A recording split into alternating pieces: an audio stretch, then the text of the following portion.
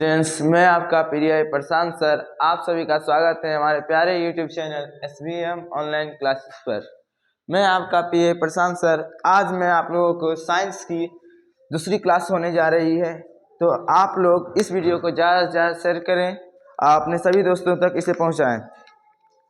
आइए स्टार्ट करते हैं। कल के पिछले वीडियो में हम लोगों ने पढ़ चुके हैं तत्वों के आवर्त सारणी में कि तत्व किसे कहते हैं, पदार्थ किसे कहते हैं, यौगिक किसे कहते हैं, मिश्रण किसे कहते हैं, परमाणु किसे कहते हैं, परमाणु संख्या किसे कहते हैं। उसके बाद अब हम लोग आगे बढ़ेंगे। तो आप लोगों को पता ही होगा कि अब तक कुल कितने तत्वों की खोज हो चुकी है। अब तक कुल कितने तत्वों की खोज हो चुकी है आप लोगों को पता ही होगा। तो आज तक मतलब अभी वर्तमान में कुल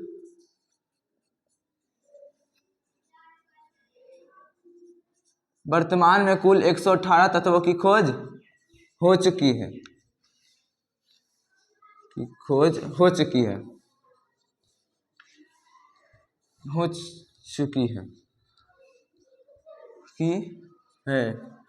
पर जब आप 1800 ईस्वी तक की बात करें तब तक केवल 30 तत्वों की ही खोज हुई थी। सन 1800 ईस्वी तक, सन 1800 ईस्वी तक केवल 30 तत्वों की खोज हुई थी। कितने तत्वों की? 30 तत्वों की खोज हुई थी।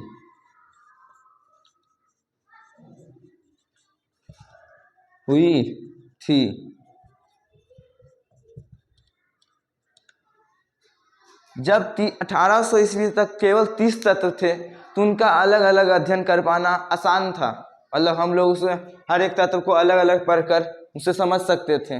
पर जैसे जैसे उस तत्वों की खोज बढ़ती गई, उन्हें अलग अलग पढ़ना क्या हो गया? कठिन हो गया। क्या हो गया? कठिन, क्योंकि सबकी अलग अलग विशेषताएं होती थी। सभी तत्वों की अलग अलग विशेषताएं होती थी। सभी तत्व 118 तत्व हो चुके थे। इन सब को अलग अलग पढ़ना क्या हो गया था? बहुत कठिन हो चुका था। इसीलिए हम लोगों को किसकी आवश्यकता पड़ी? तत्वों के वर्गीकरण की आवश्यकता पड़ी। किसकी आवश्यकता पड़ी? तत्वों के वर्गीकरण की आवश्यकता पड़ी।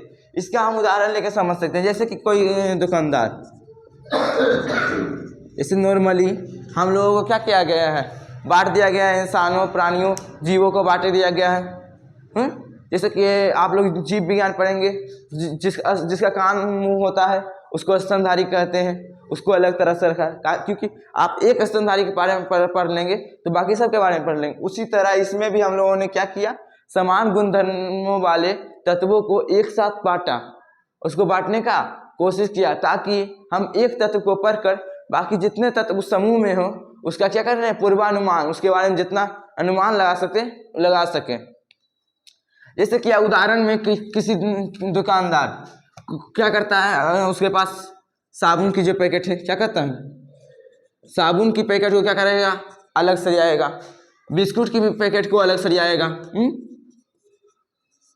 अब मान लीजिए साबुन में भी दो प्रकार का आता है। एक होता है धोने का साबुन, एक आता है क्या होता है? नहाने का साबुन। उसको भी वो अलग रखेगा। ऐसा वो क्यों करता है? ताकि उसे जब देने वक्त वो सिर्फ एक साबुन को भी ध्यान देगा, उसका डेट एक्सपायर क्या है, उसे देने में आसानी होगा। जब एक बार वो देख लेगा कि ये नहाने का साबुन है, जब भी वहां से निकालेगा क्या वो नहाने का साबुन, उसका डेट एक्सपायर उसको याद रहेगा। पर वही मिक्स रहता, उसको बार बार डेट एक्सपायर देख के देना पड़ता, बार बार सब कुछ करके देखना पड़ता। और इसीलिए ये क्या करता है? इसको बांट के रखता है। क्या करता है? बांट कर सरियाता है, ताकि हम एक से दूसरे का क्या कर सकते हैं? अनुमान लगा सके। इसीलिए हम लोगों को किसकी आवश्यकता पड़ी? तत्वों के वर्गीकरण की क्या पड़ी? आवश्यकता पड़ी। अब तत्वों के वर्गीकरण की आवश्यकता क्यों पड़ी होता है? इसको हम लिख सकते हैं क्वेश्चन बनाकर कि तत्वों के वर्गीकरण की हमें आवश्यकता क्यों पड़ी। यहाँ हम क्वेश्चन बना सकते हैं, तत्वों के वर्गीकरण की आवश्यकता क्यों पड़ी।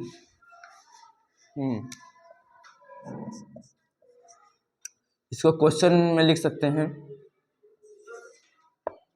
तत्वों के वर्गीकरण की आवश्यकता क्यों पड़ी?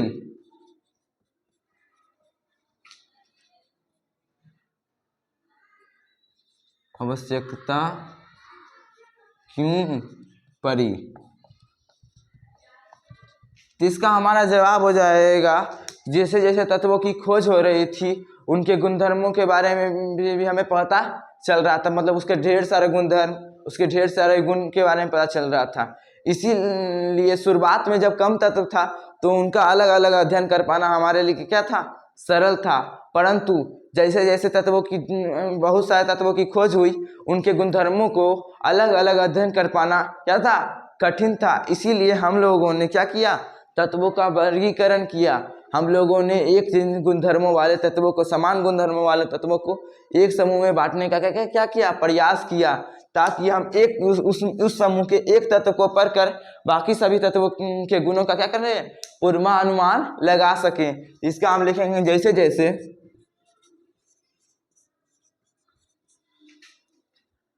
जैसे जैसे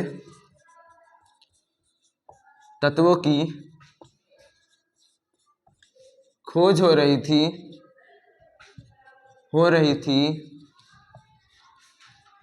वैसे वैसे उनके गुणधर्मों के बारे में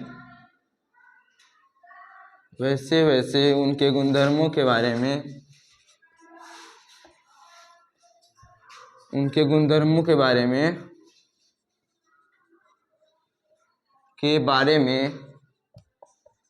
में ज़्यादा से ज़्यादा पता चल रहा था।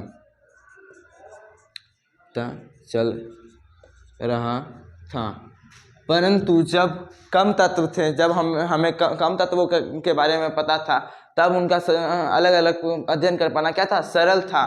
परंतु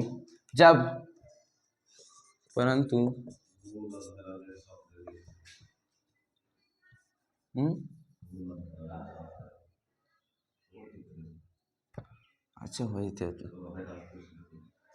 कहाँ? अच्छा ये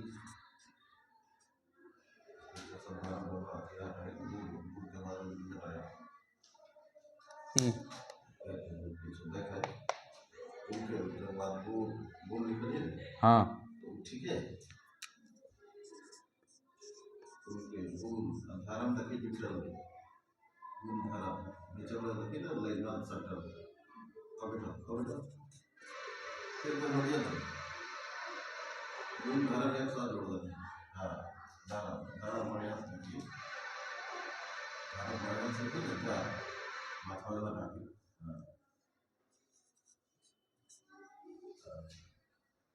वैसे वैसे उनके गुणधर्मों के बारे में ज़्यादा से ज़्यादा पता चला।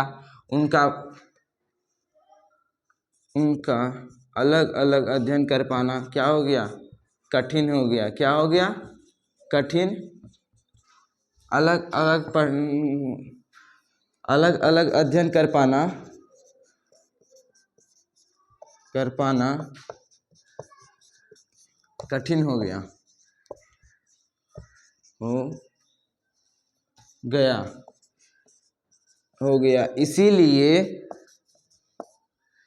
इसीलिए हम लोगों को तत्वों के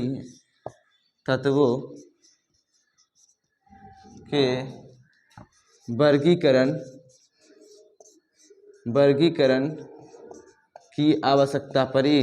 क्या पड़ी? आवश्यकता पड़ी। इसको हम शॉर्ट में कह सकते हैं, हम लोगों को तत्वों को आसान, मतलब तत्वों के अध्ययन को आसान बनाने के लिए हम लोगों को क्या पड़ी? तत्वों के वर्गीकरण की क्या आवश्यकता पड़ी? क्या पड़ी? तत्वों के वर्गीकरण की आवश्यकता पड़ी।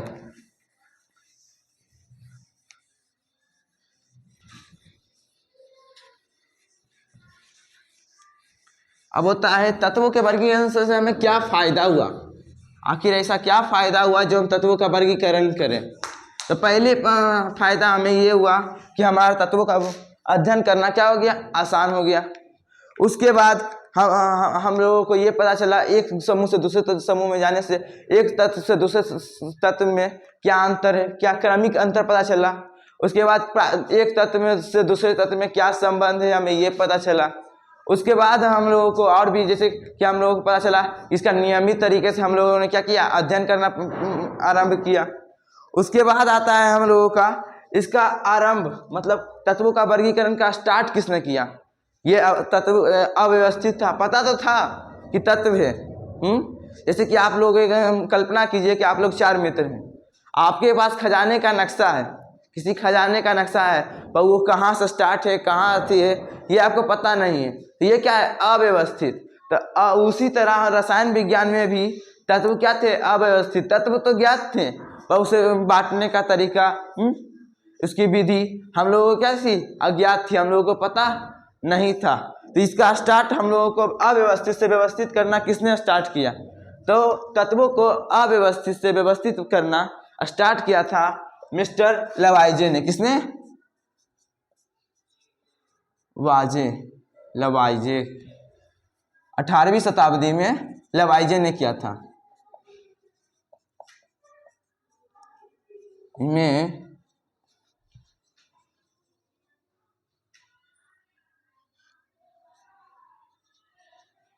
वाइजे ने किया था। किस तरह किया था भाई, तो तत्व को 2 भागों में बांट के, कितने भागों में बांट के, 2 भागों में, एक धातु और एक अधातु, एक धातु और दूसरा अधातु के रूप में बांटकर किया था। आप पूछेगा तत्वों का सबसे पहले वर्गीकरण किसने किया था, तो लवाइजे ने किया था। कब किया था, 18वीं शताब्दी में किया था। कि कैसे किया था, उसे धातु और अधातु के रूप में बांटकर, क्या किया था, धातु और अधातु के रूप में बांटकर। पर जब बांटा तो उसमें कुछ दिक्कतें आ गई, क्या आ गई, दिक्कतें आ गई। जैसे कि उदाहरण हो गया, ये वर्गीकरण क्या था, इतना आसान था कि इसके आधार पर हम लोग अति नहीं कर सकते हैं। जैसे कि है 118 थी, इसमें 92 धातु है, कितना है, 92 धातु, 22 अधातु, ऐसे कुछ करके है। तो इससे ये इतना आसान था जिसके आप 92 धातु के बारे में आप पढ़ सकते हैं। अब धातु में भी धातु में अंतर था, क्या था, धातु 2 धातु ही है। जैसे सोडियम हो गया, सोडियम क्या है, धातु है। उसके बाद आ जाता है प्लेटिनियम, प्लेटिनम, ये भी धातु है। सोडियम धातु है जो अति अभिक्रिया, मतलब तुरंत अभिक्रिया कर लेगा, जैसे ऑक्सीजन के संपर्क में आया तुरंत जलने लगेगा, अभिक्रिया कर लेगा। पर ये क्या है, अभिक्रिया का मतलब अक्रिय है, ये कभी क्रिया नहीं करता है। चाहे आप इसको कुछ कर दीजिए, जल में भी डाल दीजिएगा तो ये अभिक्रिया नहीं करेगा। तो यही अंतर के कारण हम लोग क्या करें, इसको क्या है, गलत मान दिया गया। क्या मान दिया गया, गलत। उसके बाद आए हमारे डोबेराइनर साहब, कौन आए, उसके बाद आए हमारे डोबेराइनर।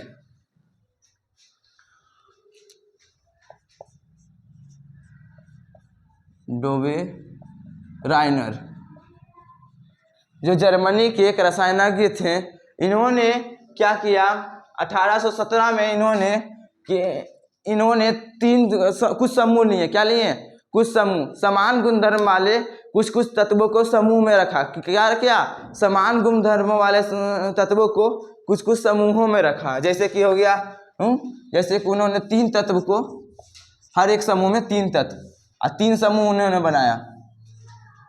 कितना समूह बनाया, 3 समूह बनाया, जिसमें उन्होंने हर एक समूह में 3 तत्व लिए और 3 समूह बनाया। जिसमें उन्होंने क्या किया, परमाणु द्रव्यमान के अनुसार सजाया। किसके अनुसार, परमाणु द्रव्यमान के अनुसार। और कहा कि जो बीच वाला, मतलब ऊपर में 2 बीच वाले तत्व का परमाणु द्रव्यमान ऊपर शेष दोनों तत्वों के परमाणु द्रव्यमान का क्या होता है, औसत होता है। क्या होता है, औसत। उन्होंने कहा कि जो बीच वाला तत्व है उसका परमाणु द्रव्यमान शेष दोनों तत्वों के परमाणु द्रव्यमान का क्या होता है, औसत होता है। क्या होता है, औसत होता है। तो इसको हम लिख सकते हैं डोबेराइनर का ट्रिक। क्या कर सकते हैं, डोबेराइनर का ट्रिक, तो अब इसको लिखेंगे। तो इन्होंने सबसे पहले क्या किया भाई, इसको परमाणु द्रव्यमान के अनुसार सजाया। उन्होंने क्या किया था, गुण के अनुसार, धातु अधातु में बांटा था। ये किसके अनुसार बांट रहे हैं, परमाणु द्रव्यमान के अनुसार। यह वर्गीकरण परमाणु द्रव्यमान के आधार पर हुआ था। ये होते सर, हाँ वही होते। यह परमाणु द्रव्यमान के आधार पर सजाया गया था, के आधार पर सजाया गया था।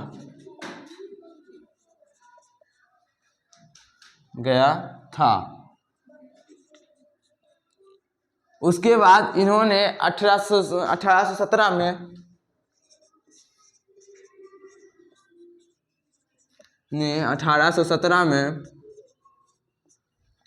में क्या किया, समान गुणधर्मों वाले तत्वों को समूह में रखा। क्या किया, समूह में रखा।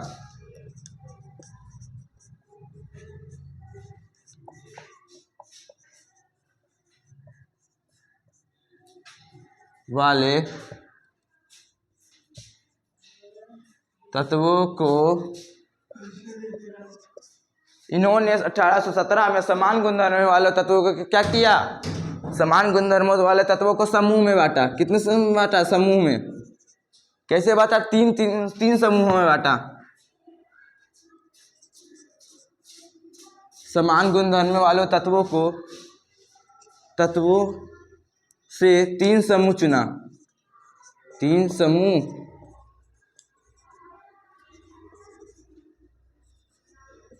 चुना, जिसमें 3 तत्व थे। जिसमें कितने तत्व थे, 3 तत्व थे। 3 तत्व थे जिन्हें क्या कहा गया, ट्रिक कहा गया। क्या कहा गया, तिर्यक कहा गया। क्या कहा गया, तिर्यक कहा गया। जिन्हें त्रिक कहा गया।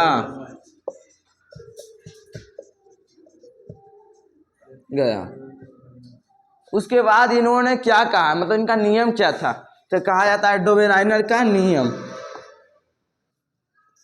डोबेराइनर का नियम। डोबेराइनर के नियम में इन्होंने बताया कि समूह के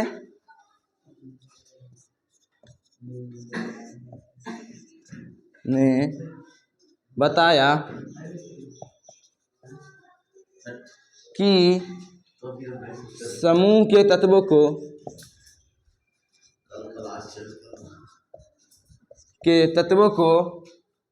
तत्वों को आरोही क्रम परमाणु द्रव्यमान के आधार पर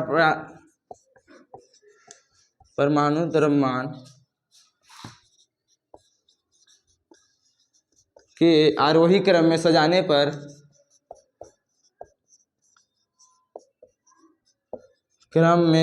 पर बीच वाले तत्व का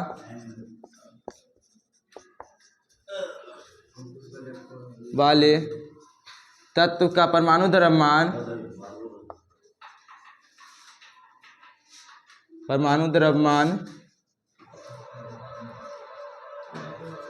शेष दोनों तत्वों के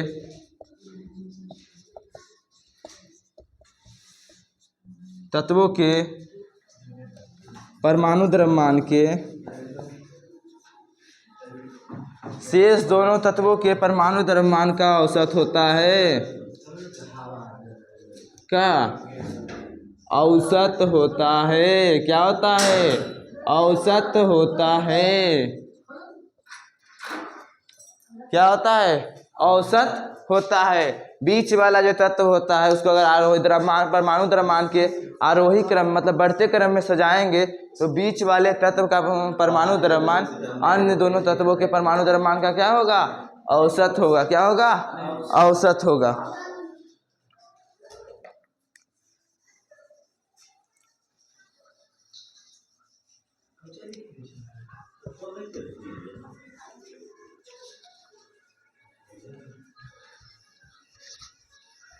अब आप करके देख सकते हो, जैसे कि इसका ट्रिक इसका उदाहरण आप समझ सकते हो। जैसे कि एक था, पहला समूह इनका था लिथियम, सोडियम, और उसके बाद था शायद, उसके बाद था पोटेशियम। तो देखिए लिथियम का हमारा परमाणु द्रव्यमान क्या होता है 7, 3 2 6 1 7। सोडियम का होता है 23 और पोटेशियम का होता है 39।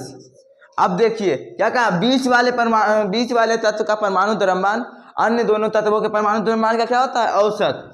तो देखिए तो अन्य दो द्रव्यमान तो 7 + 39 कुल योग बटा संख्या, तो क्या गो है, एगो दूगो, तो 39 7 हो जाता है 46, 46 बटा 2 बराबर 23 आया, बराबर आंसर बीच वाले तत्व के बराबर आया, कोई दिक्कत नहीं। तो यही क्या क्या डोबेराइनर साहब का यही क्या था, ट्रिक था, क्या था, ट्रिक था। तो इसमें उनका क्या, कौन कौन सा ट्रिक था, इनके कितने ट्रिक थे, पूछा जाएगा कि डोबेराइनर के कितने ट्रिक थे। तो डोबेराइनर के 3 ट्रिक थे। कितने ट्रिक थे, 3। तो डोबेराइनर के कितने ट्रिक थे, 3। तो पहला में था लिथियम, सोडियम, पोटेशियम, और दूसरा में हमारा था कैल्शियम,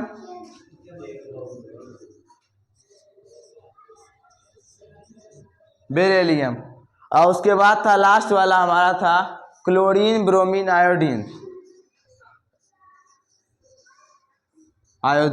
ये क्या थे, डोबेराइनर के 3 त्रियक थे। कौन से त्रिक थे, 3 ट्रिक थे।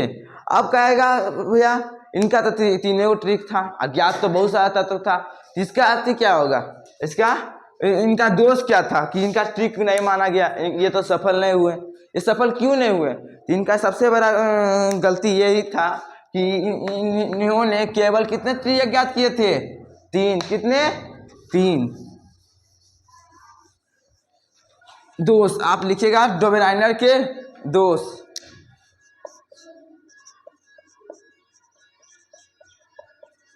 राइनर के दोष या सीमाएं, मतलब जहां से इनका क्या हो गया, अंत हो गया, सीमाएं। तो इनका होगा, इन्होंने केवल ज्ञात तत्वों में से कुल ज्ञात तत्वों में से केवल इन्होंने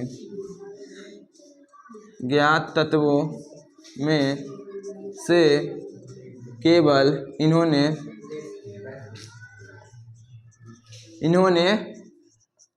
3 ट्रिक ज्ञात किए,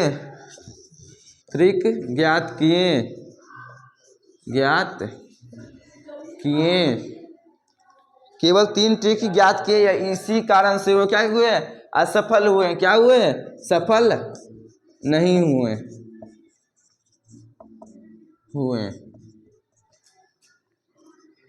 इसीलिए सफल नहीं हुए। अब आ जाता है, अब इन्होंने ऐसा क्या किया, इनको देख के इनका मान लीजिए सफल नहीं हुआ, पर इनको देख के कोई तो प्रोत्साहित होगा। कौन तो प्रोत्साहित हुआ, पहले इनके बारे में हम जान लेते हैं, इनकी जीवनी के बारे में। क्या जान लेते हैं, जीवनी के बारे में। तो मैं आपको बता दूं, इन्होंने, ये इनका घर जर्मनी था, इन्होंने औषधि अपने मार्स वर्ग में औषधि विज्ञान की पढ़ाई की। उसके बाद जेना विश्वविद्यालय में प्रोफेसर बन गए। उसके बाद इन्होंने मेन ये काम किया, इन्होंने सबसे पहले प्लेटियम को उत्प्रेरक के रूप में क्या किया, पहचाना। इनका सबसे महत्वपूर्ण काम था, प्लेटियम को उत्प्रेरक के रूप में किसने पहचाना, तो डोबेराइनर साहब ने।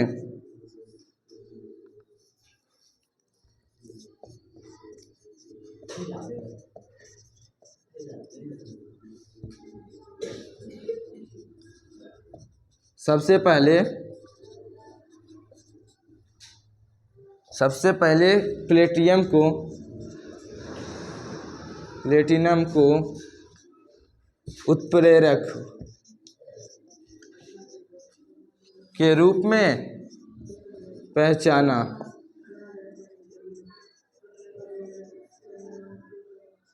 देखिए उत्प्रेरक उसको कहते हैं जो आग में घी डालने का काम करता है, जाता है, 2 को लड़ा के चलाता है, उसको कुछ होता है नहीं नहीं, उसी को क्या कहते हैं, उत्प्रेरक। इसको किसी में डाल दीजिएगा, वो दो को लड़ा देगा और खुद अभिक्रिया नहीं करेगा, वो क्या हो गया, उत्प्रेरक। ये हो गया क्या, आग लगाओ ना, क्या हो गया, आग लगाओ ना। उसके बाद आता है, इसके बाद हम लोगों का पढ़ना होता है क्या, न्यूलैंड्स के अष्टक नियम। क्या आता है,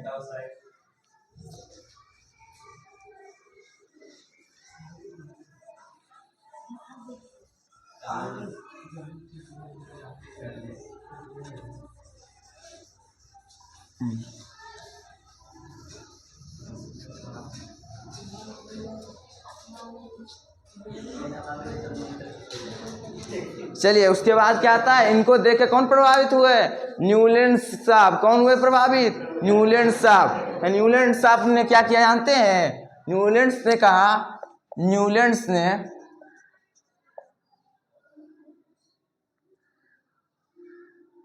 शायद इसी लिखाता है, देख,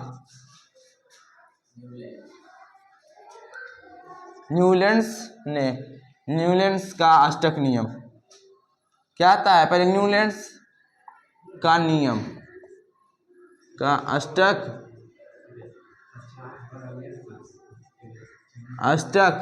नियम।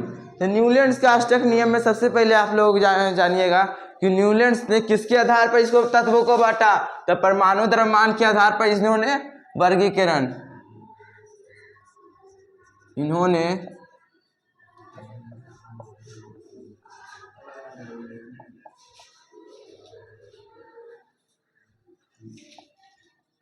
तत्वों का वर्गीकरण किसके आधार पर किया, परमाणु द्रव्यमान के आधार पर, परमाणु द्रव्यमान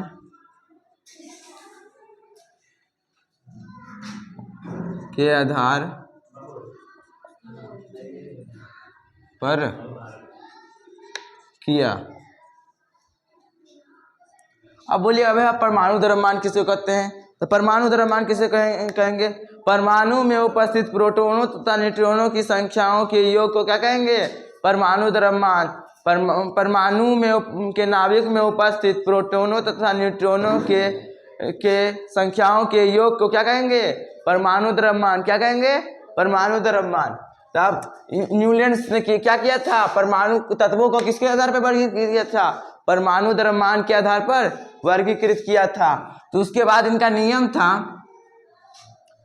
नियम था कि अगर आप तत्वों को परमाणु द्रव्यमान के आरोही क्रम में, मतलब बढ़ते क्रम में सजाएंगे तो क्या होगा, पहले तत्व का गुण 8वें तत्व के गुण से क्या होगा, मिलेगा। क्या होगा, मिलेगा। इसको उन्होंने किसके अति के होगा, ये संगीत के सुर की तरह होते हैं, जैसे होता है ना, सा रे ग म प ध नी के बाद फिर क्या आता है, सा, मतलब पहले तत्व, पहला सुर 8वां सुर से मिल रहा है। उसी तरह इनका कहना था कि जब बढ़ते क्रम में सजाएंगे तो पहले तत्व का गुण क्या होगा, 8वें तत्व के गुण से क्या होगा, मिलेगा। क्या होगा, मिलेगा।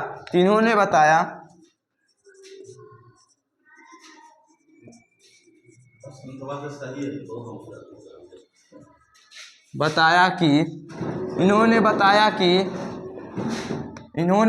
कि तत्वों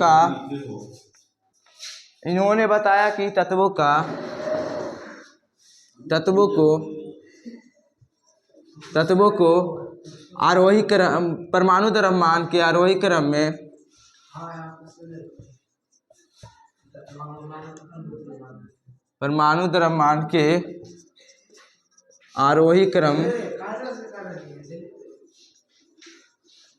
में सजाने पर पहले तत्व क्या होगा, पहले तत्व का गुण 8वें तत्व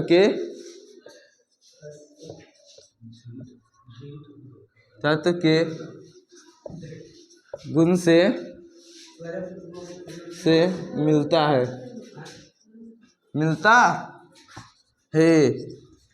इन्होंने इसे संगीत का अष्टक सिद्धांत कहा। ये इन्होंने क्या कहा, संगीत का अष्टक नियम कहा। क्या कहा, संगीत में जैसे नहीं होता है सा रे ग म प ध नी, उसके बाद क्या आता है सा, तो फिर से क्या हुआ, पहले तत्व, पहला सुर 8वें सुर से क्या हो गया, मिल गया। उसी तरह इनका कहना था कि अगर हम आरोही क्रम में मतलब बढ़ते क्रम में परमाणु द्रव्यमान के आधार पर सजाएंगे तो पहले तत्व का गुण 8वें तत्व के गुण से क्या होगा, मिलेगा। उसका तो इसको क्या कहेंगे, इस नियम को कहते हैं अष्टक नियम।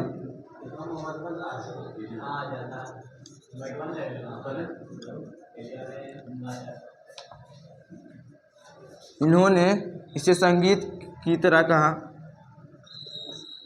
इन्होंने इसे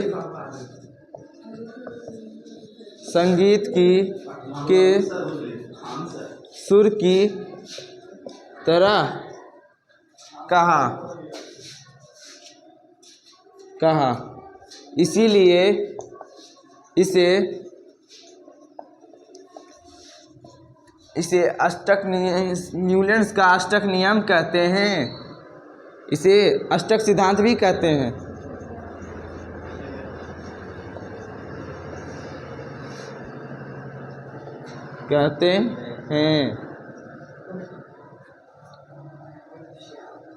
अब इन्होंने तो सही बता दिया भाई कि क्या आप अगर ऐसे करते हैं परमाणु द्रव्यमान के आरोही क्रम में सजाएंगे तो जैसे संगीत में होता है ना सा रे गा मा पा, क्या लेंगे, इसको भी लिख लेते हैं संगीत के सुर। देखिए कैसे होता है, सा रे गा मा पा धा नी, उसके बाद क्या आता है नी सा, फिर से वही हो जाता है। तो ये क्या हो गया, संगीत के सुर। इसके आधार पर ही इसको सजाया गया। जैसे कि पहले तत्व का गुण किससे मिल रहा था, 8वें से, इसीलिए इसको अष्टक सिद्धांत कहते हैं या न्यूलैंड्स का अष्टक नियम कहते हैं। अब हो गया भाई भैया, ये तो सरिया दिए बढ़िया से। यो कुछ गलती की होंगे तो हम लोग क्या पढ़ते हैं आधुनिक आवर्तन किसका है, मोर्सले का, तो हम लोग कुछ गलती किए होंगे। अब क्या ये गलती की है ये भी तो जानना है। अब की गलती की है कि इनको नहीं माना गया।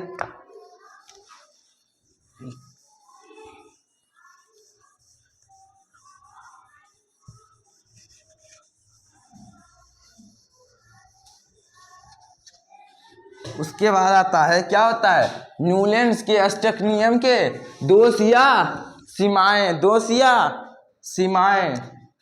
के दोष या सीमाएं कि कहाँ इनका अंत हो गया, क्या लास्ट में। तो सबसे पहला इनका दोष आता है कि ये केवल कैल्शियम तक लागू थे। कहाँ तक लागू था, कैल्शियम तक, मतलब कैल्शियम तक। जैसे कि पहला तत्व हाइड्रोजन, तो 8वां तत्व ऑक्सीजन से मिल गया। उसके बाद 9वां में था फ्लोरीन, उसका मिल गया क्लोरीन से। और उसके बाद जब आया कैल्शियम तक तो लागू रहा, पर उसके बाद क्या हो गया, मिलना क्या हो गया, बंद हो गया। इसका पहला कारण क्या होगा, यह केवल कैल्शियम तक लागू था, यह केवल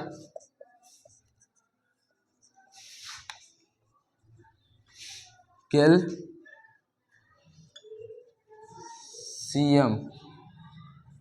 तक लागू हुआ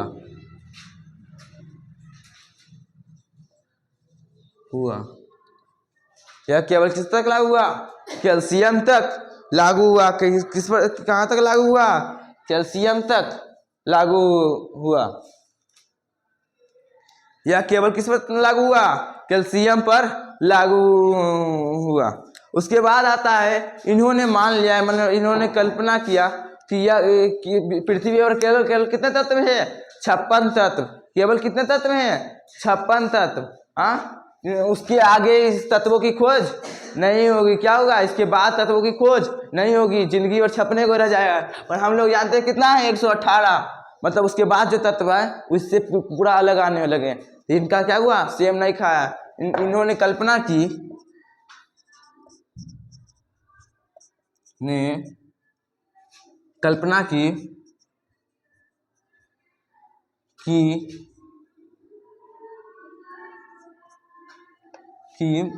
इन्होंने कल्पना की कि पृथ्वी पर केवल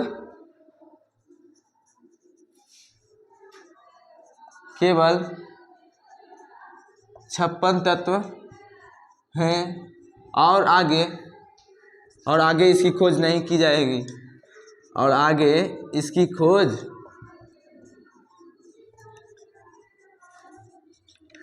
नहीं की जाएगी,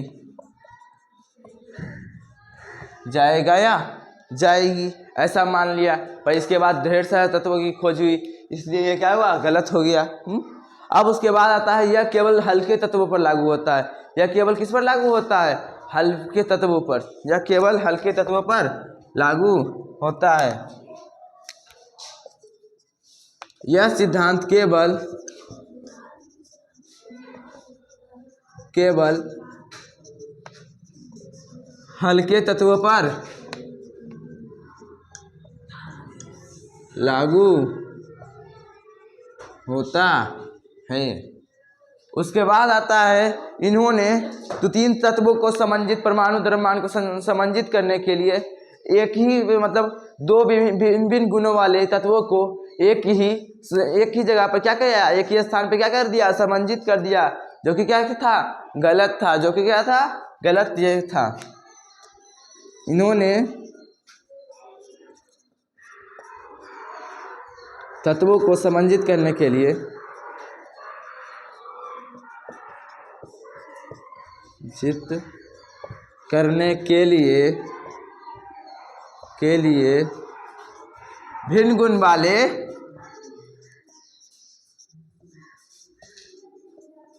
भिन्न गुण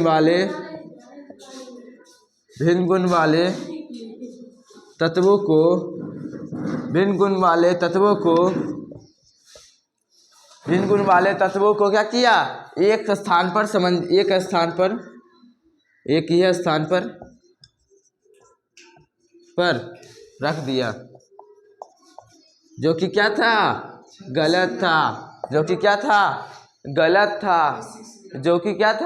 गलत था। उसके बाद हम लोगों को क्या छूट गया, एक न्यूलैंड्स के अष्टक सिद्धांत में हम लोगों को, आपको मैंने ये नहीं बताया इसका प्रारंभिक क्या था, मतलब इन्होंने किस तत्व को सबसे पहले माना और किस तत्व को सबसे अंतिम में माना। तो स्टार मार के इसको नोट में लिख लीजिएगा, इन्होंने पहला तत्व, न्यूलैंड्स ने पहला तत्व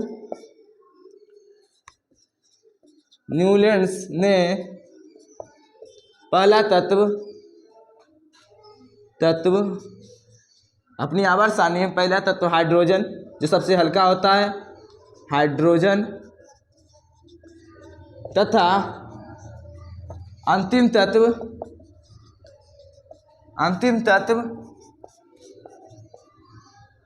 तत्व थोरियम को रखा। थोरियम जो क्या होता है, सबसे भारी होता है।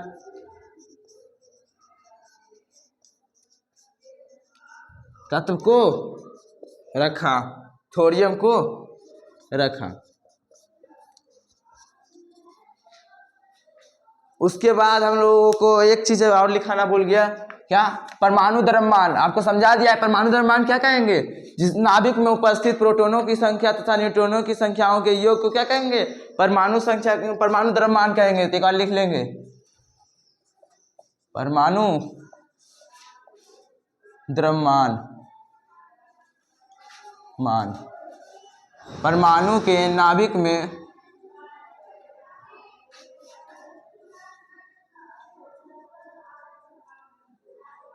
में उपस्थित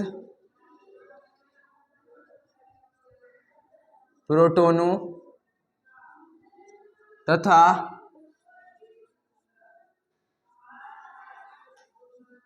न्यूट्रॉनों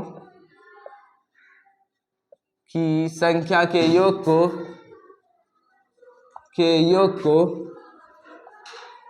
को परमाणु द्रव्यमान कहते हैं।